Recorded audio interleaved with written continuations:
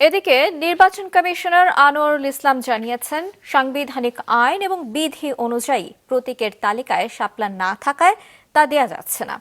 নির্বাচন কমিশন শুধু আইনের কাছে জবাবদিহি করবে। নির্বাচনের দায়িত্ব নিয়ে সকালে সিলেট পুলিশ লাইন্সে প্রশিক্ষণ শেষে সাংবাদিকদের তিনি আরও বলেন, ফেব্রুয়ারিতে নির্বাচন না হওয়ার মতো কোনো ঘটনা ঘটেনি। আওয়ামী লীগের বিষয়ে সরকারের বক্তব্যই নির্বাচন কমিশনের বক্তব্য বলেও জানান তিনি। নির্বাচন ফেব্রুয়ারিতে না হওয়ার মতো কোনো কাজ বা কোনো ঘটনা এখনো ঘটেনি এবং অনেক কিছুই মিডিয়াতে আসছে। এগুলো আশা রাখি এগুলো আমাদের নির্বাচনে কোনো প্রভাব পড়বে না। আইনগতভাবে এখন তো ওই দলটার কার্যক্রম স্থগিত আছে। আপনি ভালো বুঝেন, স্থগিত থাকলে তো স্থগিত, সব কিছু স্থগিত।